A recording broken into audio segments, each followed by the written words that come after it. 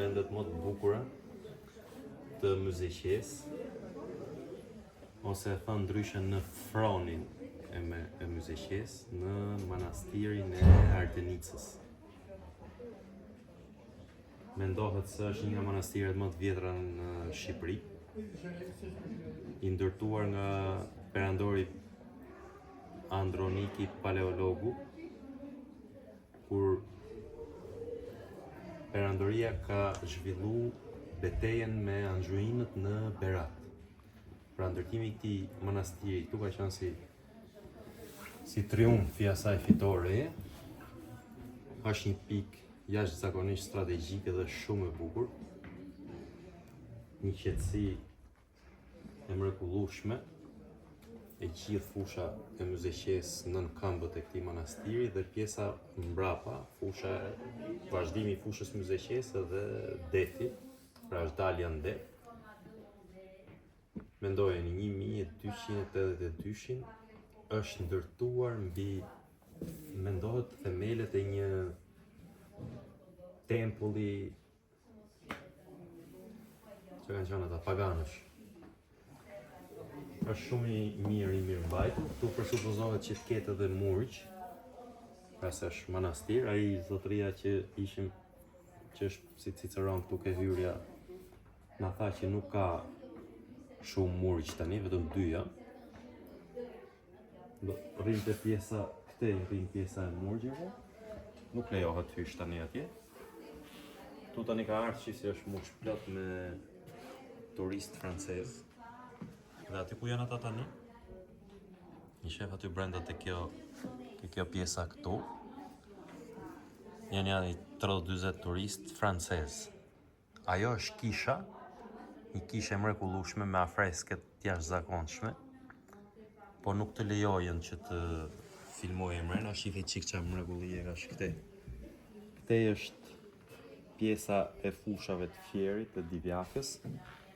E thash në fillim që ky është froni i Myzeqesë, se shef deri në Adriatik, deri në Durrës, nga krahu tjetër këtej, shifi në për këto dritare duket këtu, ky është Fieri. Po ta theksosh pak atë. Është qyteti i Fierit, Vlora tutje, duken malet e Llogaras. Këtë pjesën këtu ka çik sipër këtu. Madhështor, mali i Tomorrit. Dhe poshtë mali i Tomorrit, pastaj vjen fusha e Lushnjës Myzeqeja, që është një pamje e jashtëzakonshme. Këtu është duke folë kjo Ciceronia që u shpjegon tyre francezëve. Këto e me tru gjitha. Është në degën jugore të rrugës Egnatia. Pra, në drejtimin jugor këtej është edhe përfundimi i njërës degë të rrugës Egnatia. Tjetër në kemi, siç e dim, nga krahu Matan. Një vend, siç e thash, i mirë mbajt shumë mirë, që sa lule ka, sa duhet jetë edhe i restauruar ndoshta sfundi ky manastiri, sepse dallon që është i restauruar. Takumi që ka murgun aty se po vinte vërdallë te, po nuk pranoj se i thashun të flasim qik, po s'kishte me qef. Dhe francezët po vazhdojnë tani të ngjajnë historinë madhështore të manastirit të Ardenicës. Janë pleq gjithë, shikën. Kanë mundësi pensionistat shqiptarë të shkojnë në Francë, kështu tufa dhe të vizitojnë vendet turistike të Francës, vendet e bukura. Ja ta mendojnë një herë, kanë apo s'ka? Hajde dalim na. Thonë në herë ca gojedhëna që mund t'jetë martu Skënderbeu këtu, po kjo nuk është e sigurt se gjitha të burimet historike janë të ndryshme. Ca thonë, kështu ca thonë është. Dalim ne, që mos t'i shqetësojmë edhe turistët tjerë. Kjo është kisha e Shënmërisë ose hyjni lindëses, që i thonë të krishterët ortodoks. Janë një periudhë feste sepse këta kanë Pashkën nesër. Do shta, se po kapi këtë pjesën kështu ftesa të kalojnë. Hajde vazhdosh, sot kalojmë do një, kapi do të.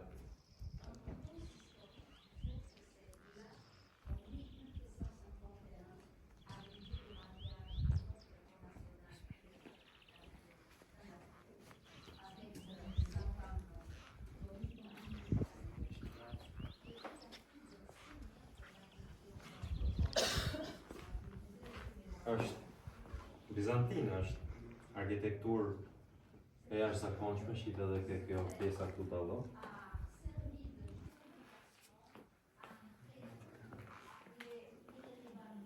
Ky tani ka disa hektarë sipërfaqe si manastir. Kjo është pjesa jugore. Tani tu shtrihet tej, siç e thamë, Fieri, Vlora, Berati këtu përballë, Mali Tomorit atje, Lushnja, komplet pjesa këtej. Hajde dalim shohim janë ca varreza këtu. Mësues populli, heroj. Ka një balkon shumë të bukur në hyrje të manastirit.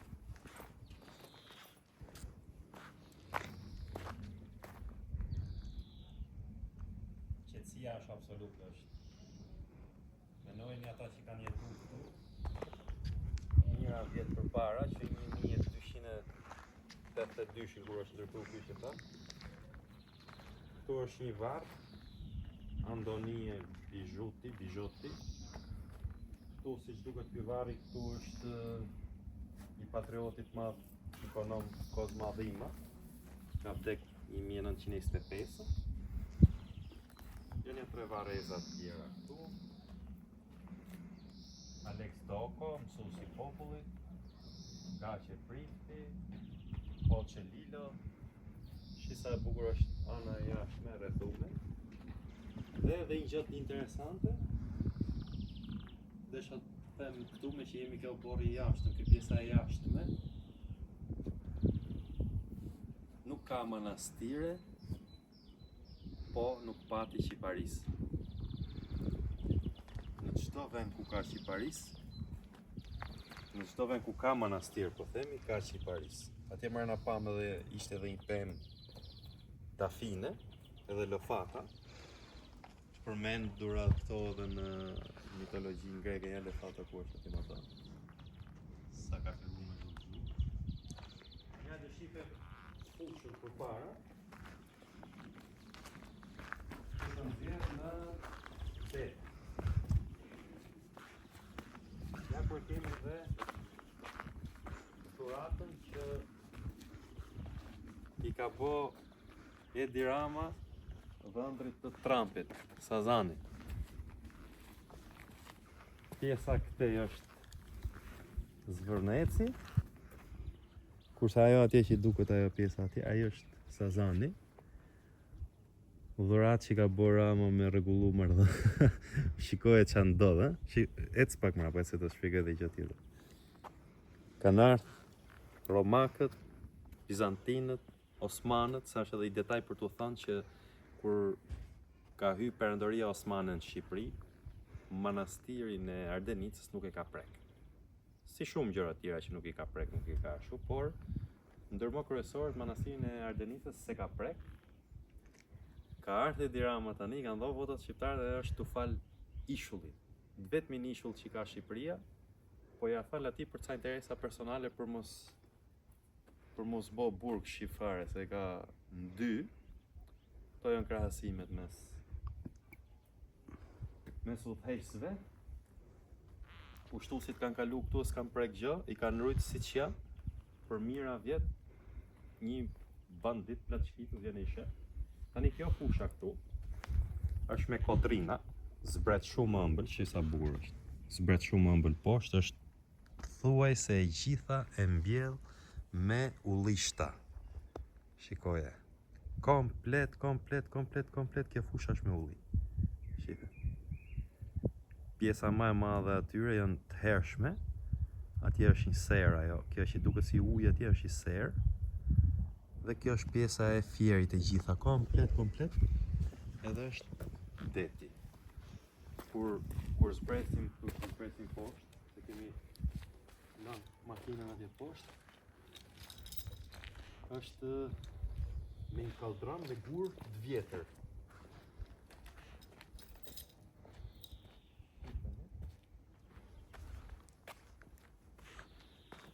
Në te ka pas shku dega tjetër, jugore, e rrugës e Gnatja, që shkonte në Apolloni.